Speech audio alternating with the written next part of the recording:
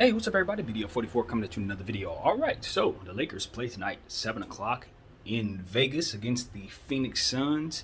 And it's still one of those situations for me personally where I think because it's so early in the preseason, so early in the season, I'm still trying to get worked into the rhythm of things. And I think even maybe other entities are as well, because I'm looking for, articles on the game tonight, maybe some pregame stuff, and I didn't find a whole lot of anything. So since it's so early, I don't think people are really in the groove of things, so to speak. I don't think they're really writing up all the different stuff and getting into the swing of things, just like myself, trying to get back into it. So I feel like as the games start to progress, there'll be more to talk about once there's more data to report. But as of right now, we got one game in the belt for our team, and I think it gave me enough to talk about, but I need to see more of a sample size to really solidify any real opinions.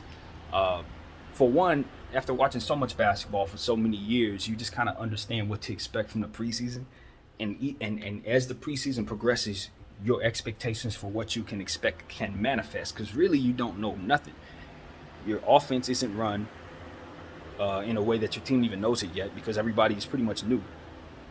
The role players who are going to have significant roles have to learn each other. They're just getting to know one another. These people are just meeting right now. So you expect them to come out there and be cohesive and be able to run like they're going to be able to later on, and that's just not real. So trying to assess what a team is about, for example, looking at how we rebounded the ball and say, oh, the Lakers don't rebound well, that's an indicator that they don't rebound well. That doesn't tell you as much as you may think it does, because what you didn't see is actual plays being run, actual rotations that are going to be used later. Even some of the players that are going to have solidified roles on the team, they don't even really know that they're going to have to be responsible for doing certain things. All of that is established in practice and as they get the data from gameplay. So right now, it's just too early for anybody to even know who they are. In fact, it's too early to even start dreaming up certain things. You got to see who you are and then start saying, okay, this is what we're good at. So now we can start formulating plays around these strengths. Now, teams that have been together, they don't have these problems. They're coming back working the same progressions, the same plays and all that stuff.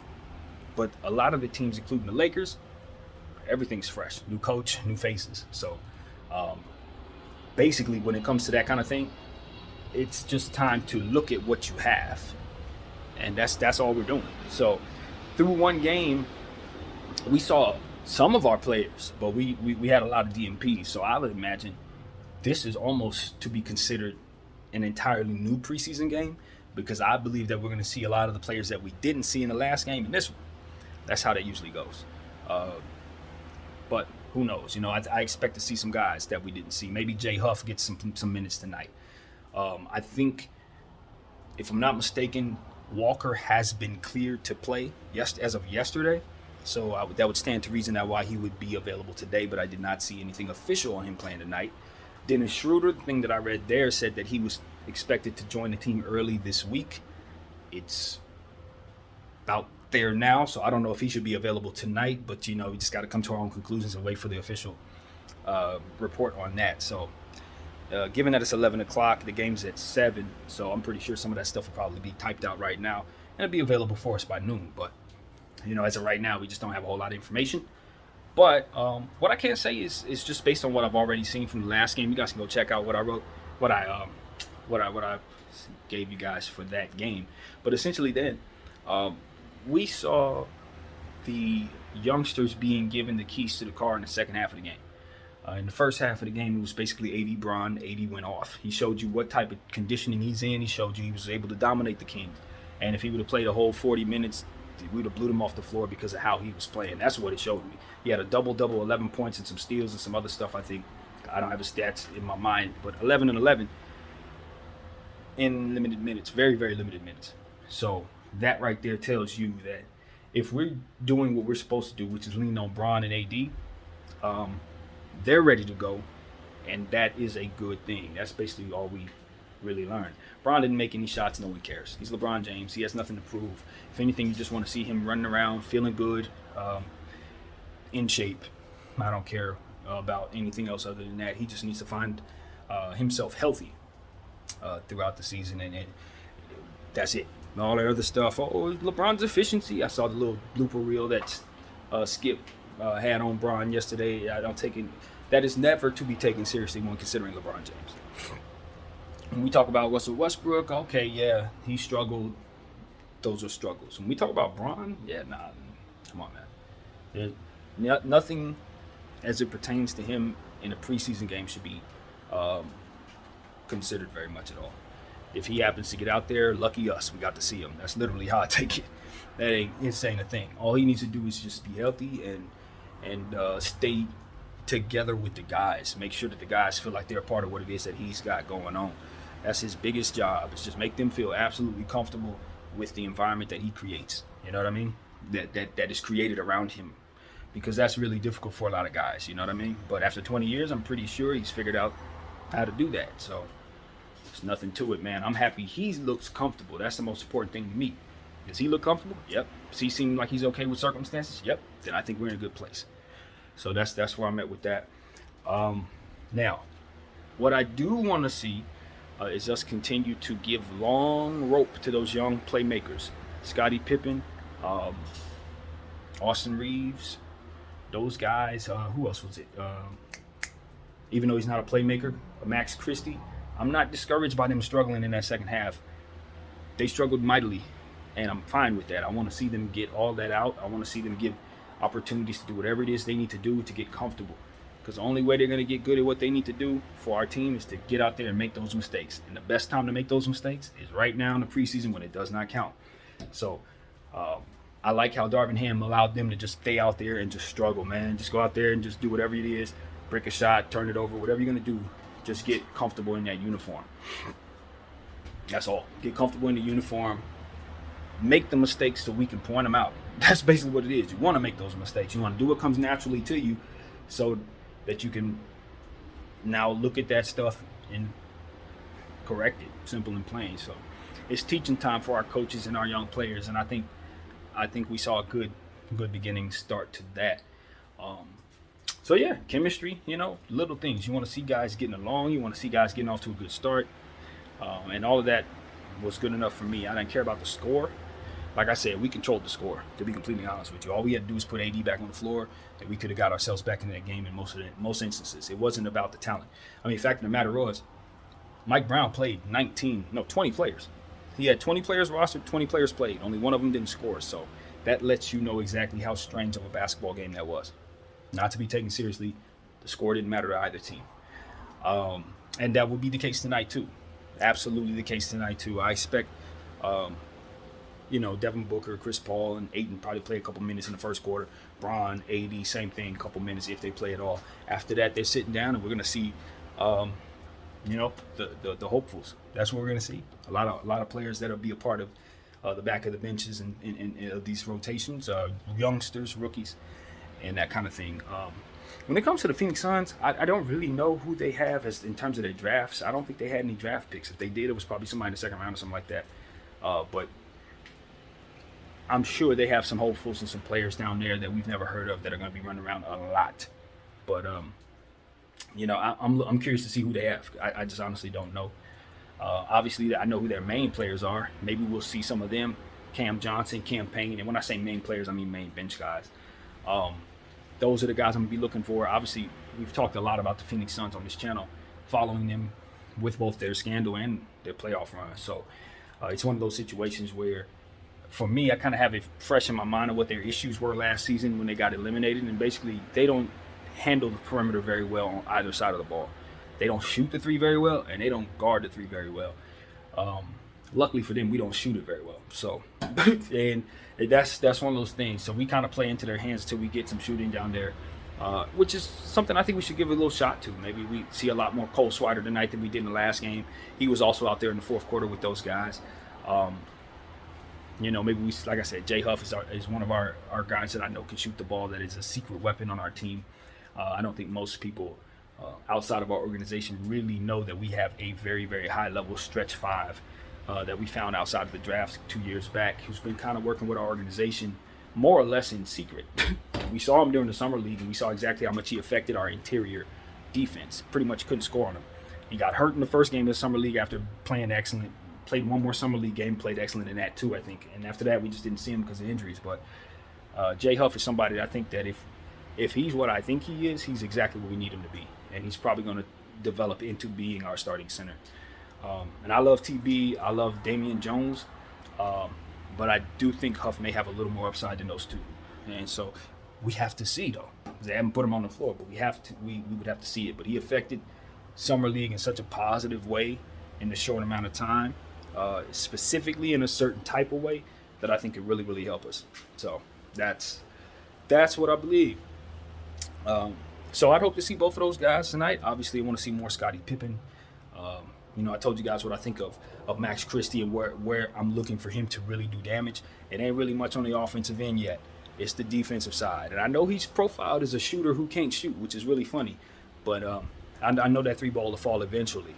But it's defense, man. It's defense and length that really is his strengths. He's going to be able to effectively get in the passing lanes, stuff like that, and disrupt everything, shots and things like that. He's going to be disruptive defensively. I can't wait to see what he looks like 2-3 years from now when we fully develop him. Because I think his offensive game will come around. We saw him get off the ground and get a jam yesterday, so the strength is coming. Yeah, and he tried to rise up on somebody yesterday too. I didn't know he had that type of explosiveness. Or the day before yesterday, rather. He didn't get the jam off, but you could clearly see he's rising up, trying to put somebody on a poster. So look out for Max Christie, man. That length is eventually gonna catch somebody. He gonna catch somebody. Watch, he gonna catch him. So that's something that I was like, oh, okay, that's what he got to his game. So, yeah, I'm just very, very happy that he struggled so mightily at Michigan State, because his draft stock is like way under where it should have been. And if he would have stayed there for another year, he might have actually turned into something, like really something. But that's really good for us because we get to turn him into something in our uniform for dirt cheap. So that is going to happen, and I'm excited about it. But for the time being, he's going to have to do, some growing up and struggling and all that stuff, and we're going to have to sit through the growing pains of watching young players. And that's the only thing about what we've been going through as Laker fans. Even though we won the championship in 2020, it seems like we're always catching guys early, going through the development phase. That's just kind of how it's been for us for almost 10 years. All these young players come in, and we get to watch them struggle, and then they leave and go off and be their best selves in New York or somewhere else, New Orleans, whatever. And, yeah, kind of tired of that, and we're starting that process again with a couple new guys. So it's like, but anyway, nevertheless, we do like having young players, and I think we're the type of organization that can develop them very well. So, yeah, but there will be some growing pains there. What else? Patrick Beverley, love the energy we saw from him. He got limited minutes in the first game, of course, but we know what to expect from Pat. It's all about staying healthy. I always say let the young guys do the heavy lifting. Send them out there for a little while, even in the regular season. Send them out there for a little while. Let them be disruptive. Sit them back down. Let them other guys do all that running and pushing and shoving. Keep him healthy. I would treat him almost like a big as it pertains to monitoring his usage and health. I think that's the mistake that most organizations have made when they get Patrick Beverley. They just throw him out there. They know he's like, so they just throw him out there and he ends up getting hurt because of how physical he plays. If we're smarter than all those organizations, we're going to get him to stay healthy throughout the entire season, and we have the bodies to do it. So that's important to me. Just keep Pat healthy. I know he ain't going to be happy playing 18 minutes and 20 minutes on certain nights, but it's about getting him to the playoffs. We don't really even need him too much in the regular season, but in the playoffs, we're going to need him to be his best self, hitting threes and being disruptive defensively. So, yeah. That's ever so important because he's really important. If for some reason he goes down as an expiring contract, it defeats the entire purpose of ever acquiring him in the first place, because it's not about having him for the beginning of the season. It's about having him in the playoffs. So use other people. Schroeder, Pippen, use them, please. All right, so, and one more thing. I don't want to overreact to one single shot, but I would prefer Damian Jones not be asked to be a stretch five. I don't think that plays into his strength at all. He's not a shooter, man. He's a high fly act. So he needs to be catching lobs and blocking shots and rebounding the ball. If the 3-point shot starts to really fall in the practice, you know what I mean? Maybe we could start incorporating some set 3-point shots into his game. But fall away corner threes with contested expiring shot clock, nah, heck no. I heard Darvin Ham say he wants to turn him into a 3-point shooter. He said he did that with I believe it was Brook Lopez. He said he used that way. Why can't he use Damian Jones that way? Brook Lopez was gifted 3-point shooter, bro. He's gifted. I don't know why it took so long for him to start shooting threes, but he's one of the best 3-point shooters in the game. We had him for a whole year. We know him. So we had Damian Jones for a whole year. We know him too. They're not the same. No, Damian Jones is not a 3-point shooter. So that's something I want to put out there. I think Darvin Ham has that. He's ambitious about turning homie into a shooter, and I'm happy. I hope he can incorporate that into his game, but for the time being, that's not what I want him to do as a fan. I would much rather that be TB or Huff. They can shoot. Even Juan, they can shoot. Damian, nah. Nope. No, let's play him to his strengths, man. Keep him on the inside. Let him dunk around. He needs to be grabbing the rim. That's it. So, yeah, that's something I want to say. We got to let guys be who they are, play to their limitations. Because a lot of times what you want to do is you want this piece to be this way. And what you end up doing is decreasing a guy's value because you're asking him to do stuff that makes him look terrible. Keep shooting, and he's going to shoot 20%, bro. You're going to shoot himself out of the league. No, put him in position to be successful. Let him do what he does. He dunks on people. He blocks shot. He's athletic. And he's long, vertical. I would have him taking charges. Like, I would have him learning how to, just kind of work on those things, man.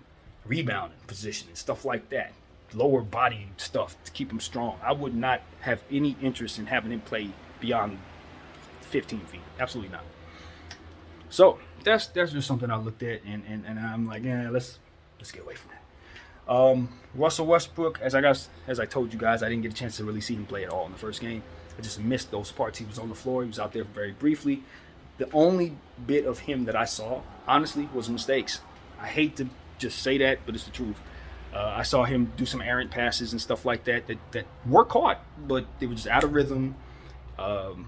Guys had to adjust to catch him. It's just stuff that he does, just completely and utterly out of rhythm.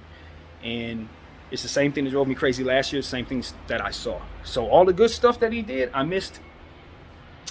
That's just the truth. So hopefully we can put him in positions to continue to be progressive and productive in his production. I hear he played well. You know what I'm saying? I hear that, so I believe it. I just happen to see him do some things that I just don't really think works for the rhythm of the place he's in. So this is what it is. So that's my thought. I think I want to give you more, but I don't really know where else to go with it as it pertains to what I saw in the last game. We can start talking about the Kings, but they don't matter because we don't see them tonight. As it pertains to Phoenix, like I said, the game's in Vegas.